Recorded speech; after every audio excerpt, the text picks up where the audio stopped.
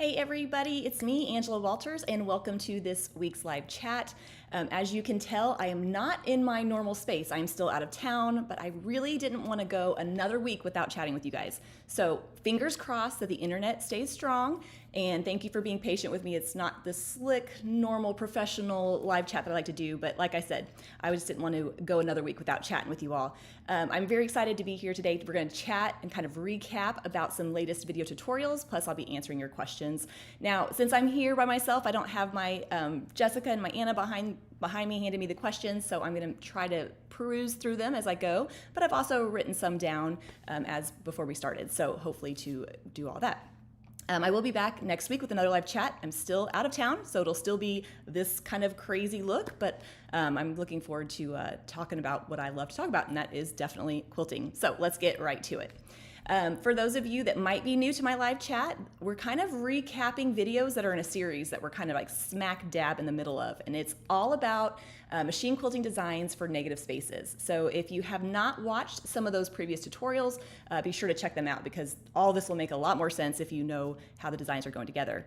The videos I'm going to be recapping are the one where we learned how to add movement to background areas, and then how we learned how to change up scale. So I have a couple quilted samples and maybe some pointers that didn't get into the videos, didn't quite make it into there. So without any further ado, let's get to it.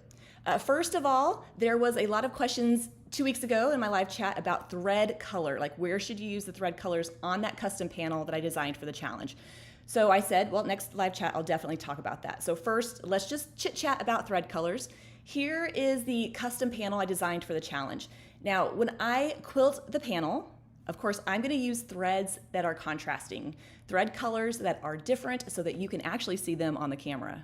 I mean, I'm guessing that's the whole point of quilting for you guys to see. So when you look at the actual quilt or even the quilted samples that you see me, using in the video, that's probably not the colors you would want to go with necessarily. So for as far as like thread color suggestions go, I just want to tell you this is totally subjective. There is no right or wrong thread colors to use. It's all whatever you like. So don't feel like you have to follow these suggestions. But if you're like, no, I want you to tell me exactly what to use and where to use it, then I'm here for you. I'm definitely glad to help. So this was the coordinating thread collection I put together for the challenge.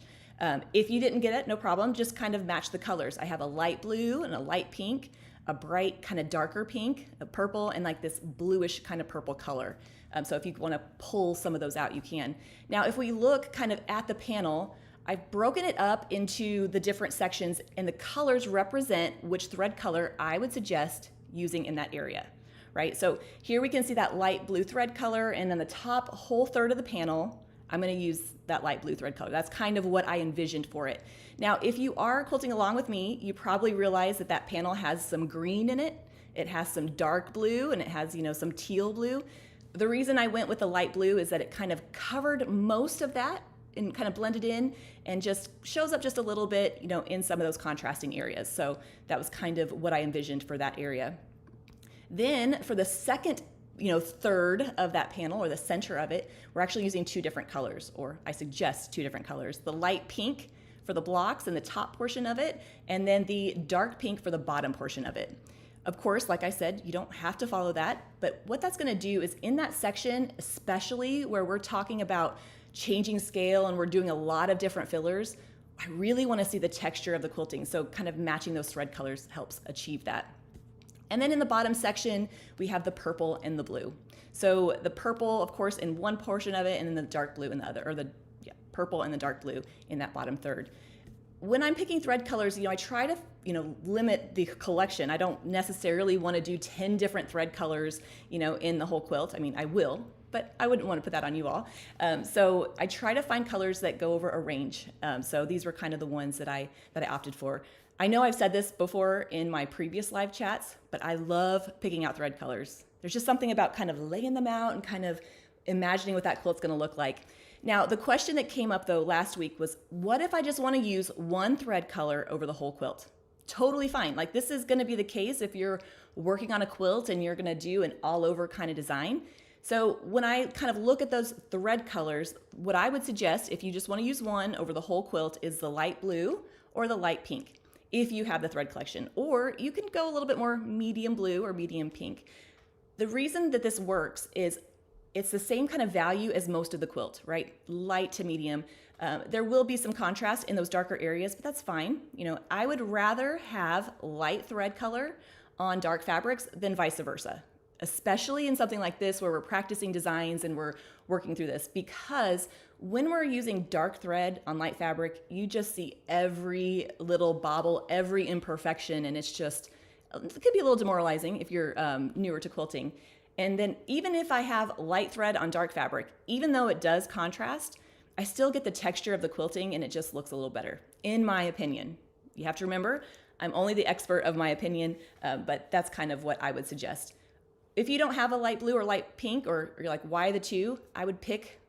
If you have a light blue and light pink, and you're like, I don't know why either one, well, because they're both light and they're both gonna work. So I would just pick your favorite color. If you are a pink kind of quilter, then go for the pink. If blue is more your color, like mine, then I'd go for the blue. If you don't have the coordinating thread collection and you're like, what should I pull? A nice light gray will look perfect too. So we're just thinking light to medium. Even though it does contrast a little bit in the darker areas, it's gonna look great. So hopefully that helps. Again, picking out thread colors can be tricky in the beginning, but I love doing it.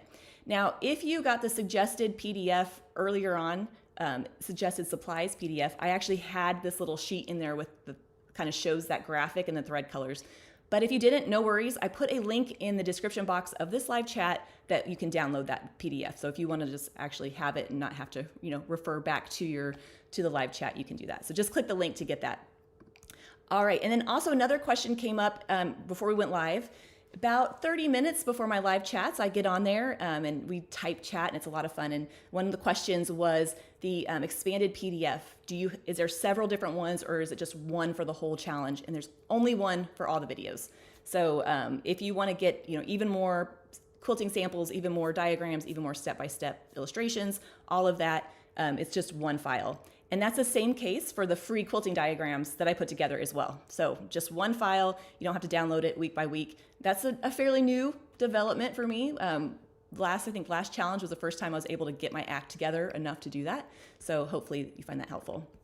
All right, let's recap the video. So I know I do a whole video tutorial, but the live chat is a little more casual. It lets me maybe share some tips or pointers that didn't make it into the tutorial, and then show you some more quilted examples and answer your questions. So I'm excited to talk about that. Now in that video, we were actually talking about how to add movement to background areas of our quilts. And the reason I like to do that is if I have background areas and maybe I don't want the quilting to be too fussy, I just want it to help kind of guide the eye to the most important part. Wavy designs are perfect for that. They kind of run into those blocks and kind of just help draw your attention to it. Now for that video, I showed you two different wavy line designs. We saw the wavy design, which is on the bottom, light blue. And then we also saw the OG design that's on the top. Both of those are comprised of wavy lines. They both add gorgeous movement to your quilt and just really kind of help draw your eye to that area. Now, a couple questions came up beforehand. One of the questions was from Tammy. She said her wavy, that design on the bottom, tends to go sideways as she's quilting. And another person was like, yes, how do I keep this from going diagonally? That was something I didn't really, dwell on in the video. As I'm working my way back and forth, quilting those wavy lines, I want it to fill the area evenly. So I'm not gonna add a lot of touches on one side and then not a lot on the other, because it's gonna kind of get off balance. Now, if that happens, no problem, just quilt your way all the way to the other side and then fill in that area, and then it'll kind of bring you even and move on. If you're quilting and you find it's just kind of veering in a different direction, maybe marking some guidelines will help you kind of keep it on track. But really just kind of varying where you have those touches for your wavy lines and then trying to fill it in as evenly as possible will help. If you're working on a long arm, this is incredibly important, because if we're dealing with a defined, quilting space, what I don't want is to have a bunch over here and not a whole lot over there. On a sewing machine, it's not so important because I can just easily reposition the quilt. So just focus on filling in that area as much as possible. And I know I said that probably 10 times in the video, and I edited it out 10 other times I said it, but it's so important. With these designs, when I've taught this, especially in live classes or around other quilters, we'll get to going and it won't look quite right and then we'll give up. But the thing is, you have to keep going, filling in all those gaps, making it consistent, and it will look good, I promise. So just keep going, keep filling in that area as completely as possible. Now, if you are newer to free motion quilting, I'm so glad you're trying these designs. One of the hardest things about it though is filling in irregularly shaped areas as such like this around the points of blocks or, around areas that just aren't kind of even. In the beginning, you might want to just stick to areas that are kind of more regular shaped. And then as you get more comfortable with the design, then you can work on filling in those weird kind of irregular areas, such as in between those points of the star. But should you want a challenge, you're like, oh, I do want to fill in this whole area because I love how it adds that movement that looks like it's going behind the star. Just remember, we're going to use traveling to help maneuver our way around the area. As you quilt, if you get stuck, you're not sure where to go, just stop and think, where should I go and how can I get there? And if it means tying off and starting a new line of quilting, that's fine. If it means traveling along previously quilted line, that's fine as well. So really, like, you're going to kind of get stuck as you work through it, but just get out and continue on and it's going to be totally fine. Donnell said, how do I know how much space the quilting lines should be apart from each other? Especially in these two designs with the wavy, the spacing between the lines is going to determine how dense it is. So if I'm doing this as an all over, if I'm wanting it to be less dense, I might quilt those lines for both of the designs like 1/2 inch to 3/4 inches apart. They can really be fairly spread out. But if you want to use it like a filler in between other designs or really kind of tight, you can really shrink them down. Now, it's a bit of a spoiler alert, but in the next video, we're going to talk about creating secondary designs and you're going to see how I quilt that wavy really small. But you can space out those lines whatever preference you prefer. Now, whenever I show the tutorials, I love to show them or show the designs on tutorials. I love to show the designs on actual quilts as well. It just helps you kind of imagine, okay, this is where I could use it. And so I love kind of going through that memory lane and pulling out some of the quilts where I've used some of the techniques that we've learned. Okay, so this example is a perfect quilt for these designs. It has those big, beautiful blocks in the center. It has the negative space, and the quilting designs just kind of draw your eye to that area and pull you to it. Nice and fun. Nothing too fussy, nothing too crazy, because I don't want to draw the attention away from the blocks themselves. Now, the thing we have to remember, though, is I want to keep the spacing between those lines as consistent as possible. Now, if you struggle with that, no worries, because here in a second, we're going to throw that out the window. But keeping the spacing consistent-ish means that you don't see any individual part of the design. It all just kind of blends together. So just kind of focus on that, focus on your breathing, and just know that when you're done, it's going to look great. And one thing I think I might have said just briefly in the video tutorial, but I didn't really kind of hammer home. I want to go back to this picture. When you're working your way through the quilt, you can approach it in any way that you want. Now, I know that can be hard because you might be like, if I knew how I wanted to do it, I would do it. As I'm working on a long arm, I'm quilting my way down, like just top down. But if you are quilting on a sewing machine or you're kind of struggling with it or just, I don't know, want to approach it differently, I could go through and quilt all my wavy lines first and then come back and fill in with those arcs. So even though I show it in a certain way on the tutorial, you can break the designs up and quilt them in different ways if you find it more helpful. So I can't encourage you enough to do that because it will hopefully make it a little bit easier for you. Another example of a quilt with tons of negative space. This wasn't a huge quilt, but like it just had the little blocks in the center. And I thought, oh, what do I do in this background area? And there you can see that nice wavy kind of texture drawing your eye to the blocks. And then I have a closer up picture of it here.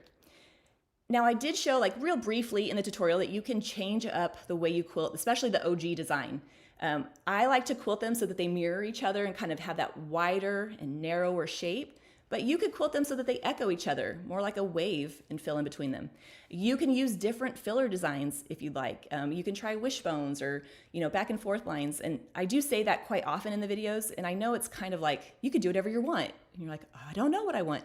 But just remember that as you're quilting these on your quilts, if you're not feeling those arcs or you're wanting to practice ribbon candy, you can totally quilt it in those areas as well. And then again, something else I didn't quite hammer home is in the beginning, quilting this design might be tricky for newer quilters because we have long wavy lines over the whole area of the quilt. Now that's fine. I'm just going to reposition my hands as I'm quilting on my sewing machine or on my long arm. I'm just going to take my time and quilt those lines. But in the beginning, if that's a struggle, maybe try it in a smaller space and you can quilt it vertically. So on our panel, we had those strips. I could just quilt a couple sections of those wavy lines and then be like, you know what? That's enough of that and I'm gonna move on. You don't have to commit to quilting one design over the whole area. No wonder sometimes we get really frustrated or, discouraged. It's like, oh, this is not going well. I'm not loving it. Don't force yourself, in a miserable situation. Just switch to something different. And in this example, I quilted a few sections of that OG, and then I added some of the wavy around it. So that could have been any other design, of course. But the idea is you don't have to commit to the whole thing. You can do whatever you want, and changing the orientation of it might be easier in smaller sections, or just quilting a little bit of it and then moving on. Kind of the idea that you're kind of transitioning into it, just little bits, and then the more comfortable you get with it, the more you can do.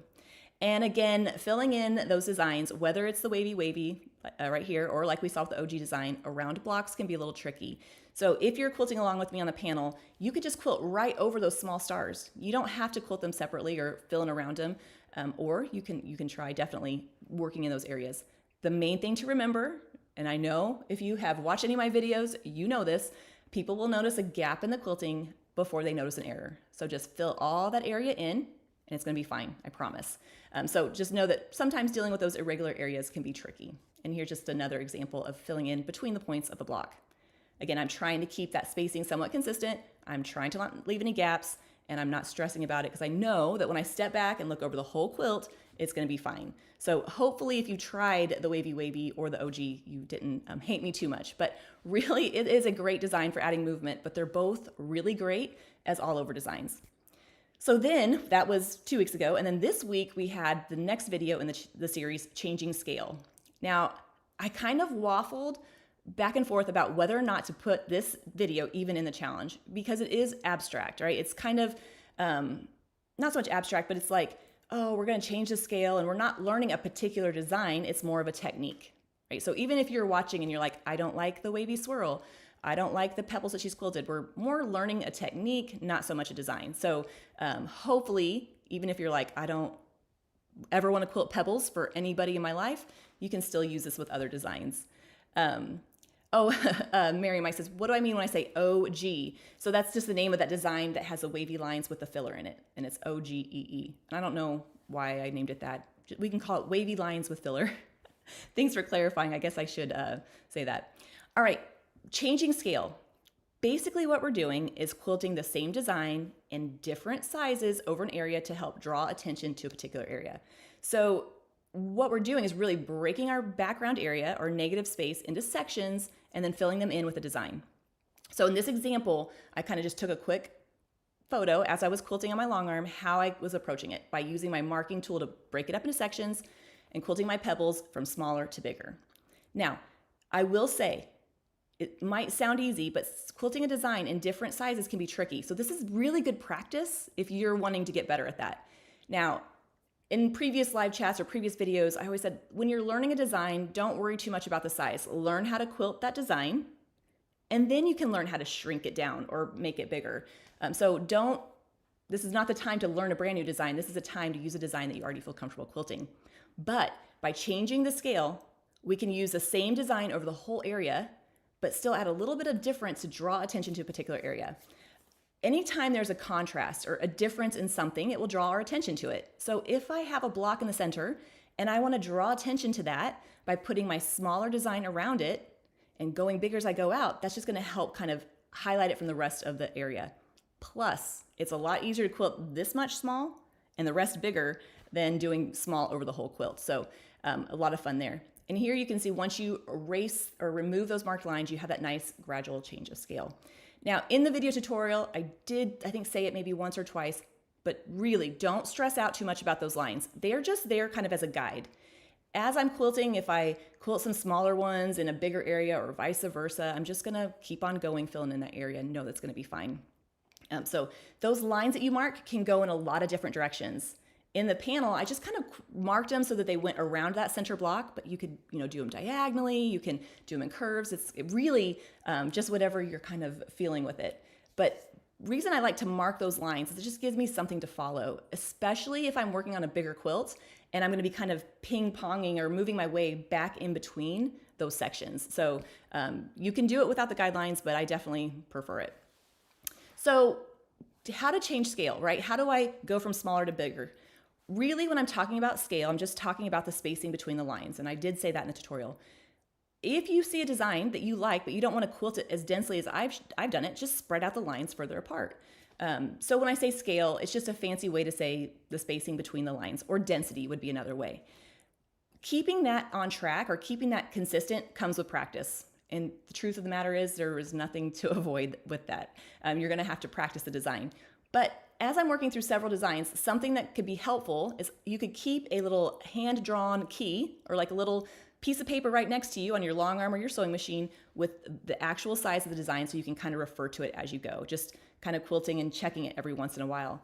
When I started quilting, I would try to quilt big and it would just go smaller and smaller. My natural inclination was to quilt tiny. And so I had to really kind of break myself out of that by varying the spacing between the lines. And that kind of helped keep that on track. So in this example, we have this quilt, I called it Paint Falls. It's supposed to look kind of like paint swirling down. And the background area, is solid fabric. I wasn't sure what to do in it. And finally I decided, you know what, I'm just gonna go smaller at the top and quilt those pebbles so they're bigger as I go down, just to add a little bit of texture or different interest to the background, but not so much that I have to quilt the tiny pebbles over the whole area. So I broke that up kind of in, sections and then quilted it in different sizes from really small to quite big as we get to the bottom. The amount of difference between the spacing of your designs just depends on your preference, right? I could make them all fairly similar or go really kind of crazy with it. But again, keeping that little hand-drawn key will help you out with that. Now, even though I love the technique of changing scale, my favorite way to use it is right here, where we can use it to transition in between designs. So fun. Now, we know that I like to quilt a bunch of different designs. I'm okay with, hopping back and forth. And here in this example, I kind of quilted some pebbles and then some pebbles and swirls and then some swirls and some swirls and leaves. And so it just kind of gives that design transition. Now, one of the questions that came up was from, I didn't write the name, but trouble changing size and density. Like she had the density fine, but changing the scale and design was kind of tricky. In this example, I am quilting those pebbles tiny and it's the scale of the design is getting bigger. But in the beginning, maybe you don't change the scale and the design at the same time. Maybe you just go quilt them all the same density, but just go from different designs, because it is a little trickier to do that next bit. But if you want to try, again, keeping that hand-drawn key next to you will be fine. And honestly, when you're done, even if it gets kind of bigger and smaller in different places, that's just adding a pop of texture. It's just adding a gorgeous look to it. Give it an artistic reason and then move on. But truly, I wouldn't worry too much. I would just focus more on having fun and filling in the area. And I know it's easy for me to say because I'm already on the other side of all this, but I promise the more you get in your head with these designs, the harder it is to quilt. So just kind of relaxing and going for it. Now, in the video, I love to quilt things to death and I love to do a bunch of different designs, but I did try to show an example with designs that may be a little bit more simple or a little bit more approachable for newer quilters. So I did some loopy meanders and I did some feathery kind of shapes and the more loopy meanders there. So really, you can take this technique and you can apply it to wherever you are at this point. Easy designs, big sections. You can take it more difficult if you want a challenge. You can really kind of just adjust it to yourself. So don't force yourself into anybody's mold. Just kind of have fun with it and kind of find your preferences with it. And the more you do it, the more you will find what you prefer. Now, talking about over the top and quilting things to death, when I show my quilted examples, those are meant to be inspiring. I just want you to see oh, that's what that technique looks like right there. Not meant to be intimidating, but I do love to quilt things to death. It's just kind of my style. But here we can see in this section where I went from leaves to those paisley feathers to pebbles and to leaves, and really, especially for bigger areas where I want interest, I want to add some really cool things with very minimal marking. This is the way to go about it. Another example is this moth quilt. So this quilt is kind of not too incredibly big, but what do you quilt around a moth? I was looking at this quilt when I was quilting it for Tula, and I'm like, I don't know what to do with this. It was a struggle for sure. So I decided to mark the background area in diagonals, and I went from swirls to leaves to flowers, and then I went back to leaves and then swirls. So as you're transitioning between designs or even sizes of your designs, you don't have to have 5 different designs.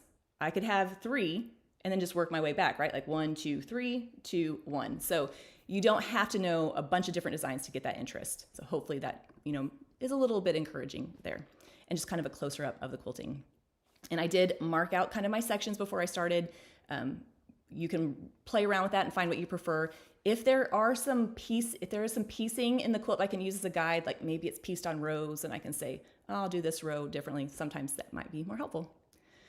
Another thing we talked about, and I was kind of like in the idea of density, and that video, by the way, was long. So I was like, well, people have been asking for longer videos, so we'll see how that goes. But there are different ways that you can change up the scale. I know in the beginning it's tricky to quilt a bunch of different sizes. So a couple different things you can do to get still an interesting effect is be intentional with the placement of larger designs, right? In this example, I quilted some paisleys, so they're nice and big. They kind of follow along the blocks. I mean, they could do whatever you want them to do. But the idea is I'm intentionally placing those larger designs to help add interest and draw your eye to an area. This is nice because you don't have to switch in between. You can go quilt your bigger ones and then fill in with your filler around it. Again, the idea being you don't have to know a lot of different designs to quilt your quilts. One of the things that I found as I started quilting for customers is I didn't feel like I need to learn 100 different designs. I just took those same 10 designs that I love and I just used them in different ways, changing up the size, changing up the way they're arranged, and you can get a lot of good effects with just the designs you already know. And here we can see some feathers or some flowers. Now, this is also important to know, and I didn't say this in the video, if you've ever tried quilting an all-over filler design and you couldn't understand why parts of it were showing up more than the others, it's because the spacing between those lines were different. So if you want to keep them consistent, or if you want it all to blend in, we want the same spacing between the lines. If we want them to stand out, we're going to use different. And then lastly, I showed how you can mix them up together, right? So those kind of pebbles we can see, there's some littler ones and some bigger ones. This is for all of you that are like, I'm just trying to learn the design in different sizes. I don't want to try to deal with the placement. I don't want to try transitioning. You can fill in the area with the same design in different sizes. The trick here, though, is to do it different enough that it looks intentional, right? So in those pebbles, I don't want them to be kind of close and kind of different, because then it's just going to look like I tried to quilt them all the same size and failed. So the moral of the story is if you can't do them all the same size, just make them vastly different and it will look like you meant to do it. You call it your own technique. And here's another example just of that. I love this because maybe I want the curvy look of a particular design, but I don't have the time or the energy or the desire to quilt them all really small. You can kind of mix and match those kind of designs together. Now, even though I'm showing these with like pebbles and swirls, this technique really works with most quilting designs. I really can't think of any that it wouldn't work with. I'm sure there's some out there, but really it works with designs, several designs. So you can take this technique and apply it to different quilts in different ways using the designs that you know and love. And again, this was kind of the finished quilted example from that part of the panel. There's a lot of stuff going on here, right? I did every quadrant kind of different. And if you're quilting along with me and you want to practice the different techniques, definitely try them. But you don't have to do all different things. If this was an actual quilt, I would not have maybe done all of this. I would have picked a technique and done it in the area. So just know that even though this looks a little crazy, this is just because it's a teaching sample and not necessarily, indicative of how I would quilt an actual quilt. So hopefully, if you were like already kind of on the fence about trying to change up the scale, hopefully that will push you over because it really is a fun technique to work with. Now, like I said, I did write down a couple questions that came up. Actually, I had to go back. I forgot to show, I think I have a picture of next week's tutorial. Yep. So next week, we're going to be learning how to change up or how to create secondary patterns in the backgrounds of our quilt. Another kind of abstract technique, though, that's really, really fun. So I can't wait for you to see that. That's going to be coming out next Tuesday. A couple things before I answer some questions that came through. You might have noticed if you are subscribed to my YouTube channel, I've recently been kind of releasing just quilting videos. So those are videos that are just the quilting from the tutorials. So when I'm putting together the tutorials, I'm showing a lot of different techniques, a lot of different designs. If I included every bit of quilting, it would be like a 5-hour long video. So I kind of edit it down. I kind of pick and choose like what I think will look best. But those videos will have just the quilting. And so it kind of helps you see how the design goes together, kind of watch it flow a little bit. So if you want to check those out, there was some great feedback on it. Appreciate everybody's sweet words. And so you'll see some more of those coming up too. So be sure to check those out if you want to see a particular design in more depth. Okay, great question. This wasn't specific to the challenge, but it was really good. Somebody asked, how do you get over self-critique when you're quilting for customers? Now, I would kind of even just end at how do you get over self-critique, right? So let's talk about quilting for customers first. When you're quilting for customers, especially in the beginning, it is nerve-wracking.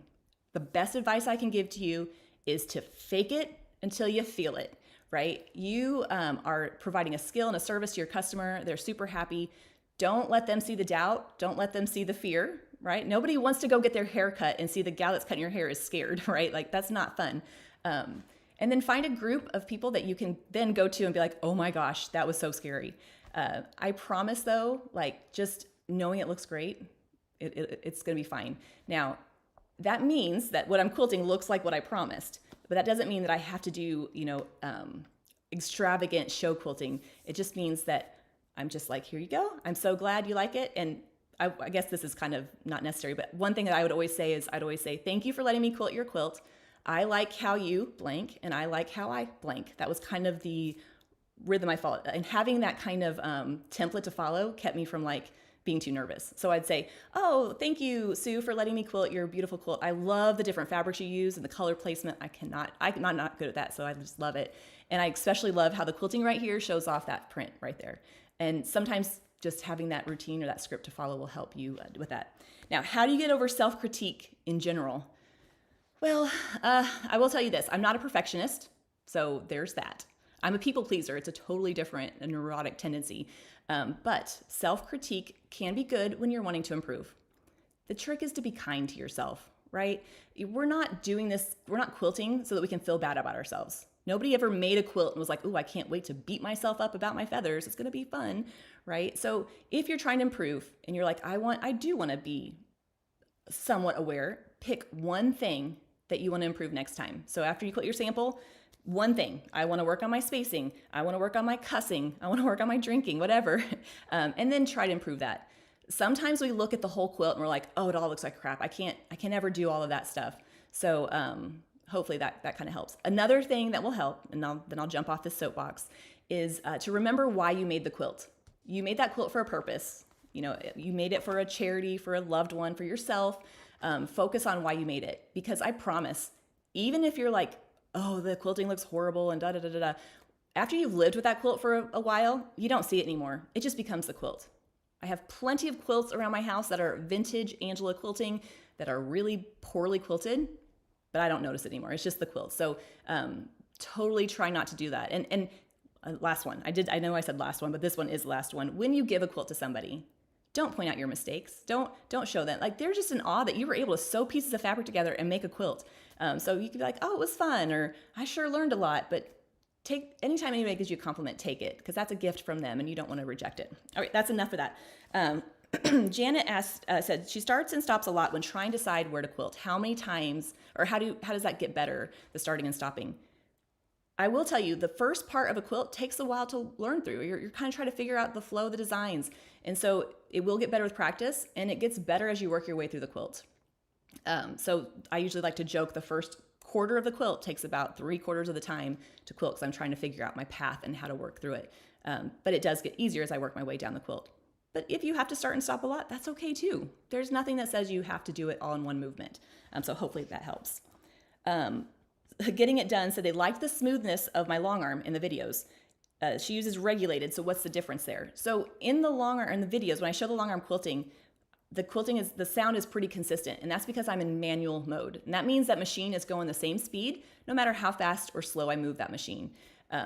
So that's why it sounds smooth, because it's just a consistent sound. Now regulated means that machine is speeding up and slowing down as I move. So think of it like a car. If I'm in cruise control, like it's just going one speed, one consistent sound. But when I'm in my regulated, it's kind of, revving up and slowing down. And that's okay. That sound is just different.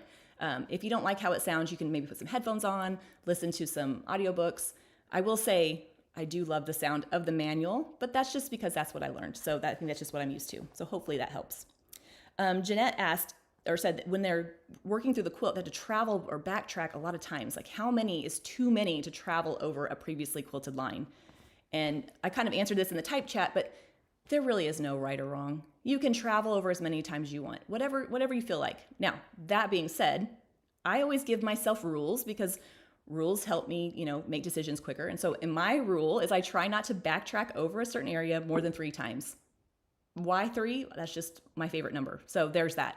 I do try to, keep it limited, but if I get to an area and I'm like, oh, I got to go over this line again or tie off, I'm like, going to go over the line again. Especially when you're quilting and you're really close to it, or you're on a long arm and it's kind of pulled taut, you can really kind of see sometimes that backtracking. But when that quilt eases off the frame or you go wash it, you're not going to see it. So you can travel as many times as you want. I like to use 3, but that's just my own preference. And then a great question was asked, what is my go-to design for an all-over quilting design? So like if I have to quilt one design over the whole quilt, that's going to be the elongated swirl. I love the elongated swirl because it's fast to quilt.